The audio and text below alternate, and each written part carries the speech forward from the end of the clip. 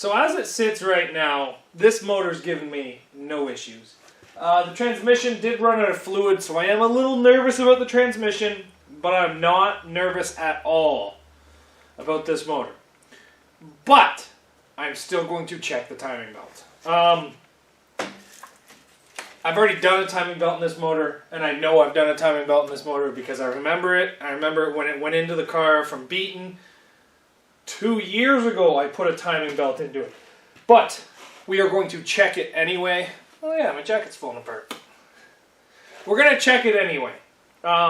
So, some things that we have to do to this. We have to take off all the struts. We have to take off all the spindles and the brakes and put them all in that car because that was a V6 car. This is a 4-cylinder car. Struts we're just going to put off to the side because I think this one's bent. That one there looks okay. We got to change out the power steering line with this power steering line.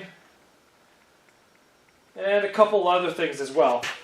So there's a lot of stuff to switch over. I am going to check the timing belt for tension. I'm not going to bother looking at the timing because I know the timing's good. So there's a little bit of stuff we got to do to get down at that. Not a whole lot of work. It would have been a lot easier just to put this subframe into that car, but unfortunately this subframe was bent. And I'm not going to put a bent subframe into a fresh car.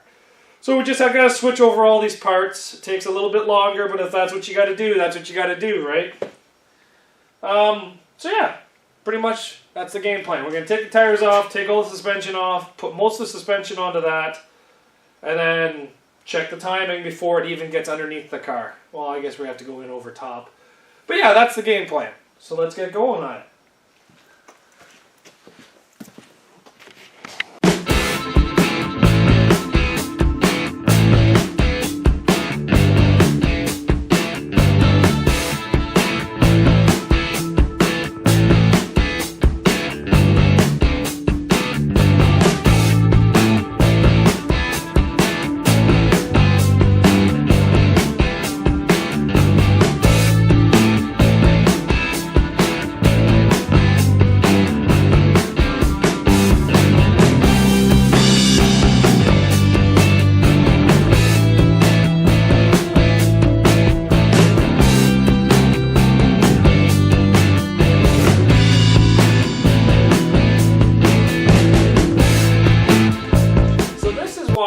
Check this. As you can see, I have the timing belt exposed now. I know the timing is on the money, so I'm not worried about that.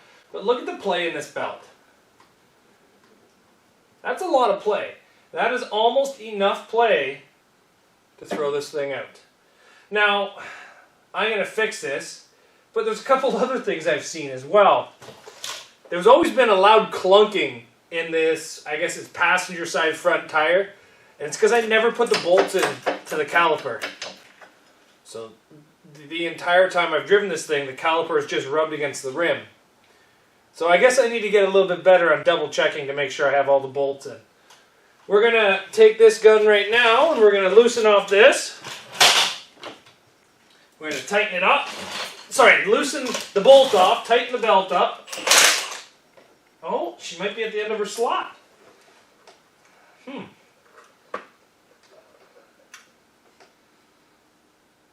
Is she there? I think she's there.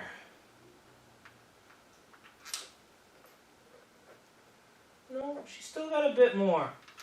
So what we're going to do is we're going to adjust the cam back with a wrench, get a little bit more pressure on this, and try to get this thing a little bit better. So you guys may ask, how are you going to adjust this to take the play out of it? What I'm going to do is I'm going to tighten this up as best as I can. Just like that. Just not super tight. Put a wrench on. Just smack that back a bit. Now you feel how tight that is? Now loosen this back off. There. Now, look how much tighter that belt is. That right there could have been probably 2 degrees of just play at timing. And a lot of you guys message me with, what's wrong with my tire? It ran great the other day, now it runs like crap. It's backfiring. There's two things I always suggest. Three. Is it getting fuel? Most of the time, people just... I've even had it where gas tanks have ran out of fuel, but that's an easy mistake. Second thing is map sensor. That is probably the #1 thing I tell people. Check the map sensor on these things. It's the #1 thing that makes these things run like crap. And it's super simple. It's just a vacuum line that can come off. The third thing is timing. Timing is the thing that everybody's scared of, but you guys don't need to be. It's super easy. You know what? When I did my first one, I had the Google page open on my phone. I had a couple YouTube videos trying to figure it out. And now I have it memorized. It took me 2 or 3, and I got the hang of it. And honestly, it's not that bad. You guys are always scared of digging into these cars, but what's the worst that's going to happen? It's a derby car, the motor's junk, scrap it, go buy another one. But these are non-interference motor, so you don't really have to worry about that. Now I'm just going to try this once more because I'm getting greedy. I'm just going to loosen that off a bit. There we go.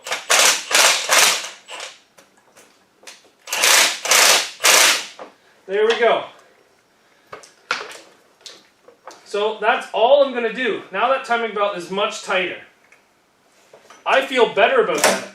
You can actually see where the bolt's been moved. So overall, I'm pretty happy. We're just going to throw this cover back on, like so. And we're going to continue building this. But I do have to start checking my work a little bit better because the bolts missing out of that caliper is kind of just sloppy. So I'm going to try to make sure I double check my work just a little bit better than that. Because, you know what, if I was in a derby ring and that caliper came off and got jammed inside the tire, I would have been pretty pissed off. Not only at myself, but actually, yeah, pretty much just at myself.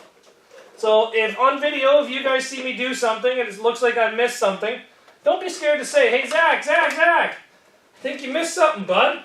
I'll go back and double check it. I miss stuff. I'm human. There we go.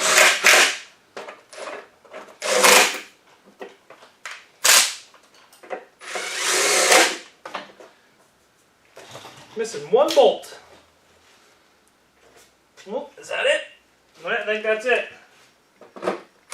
Nope, that's not it.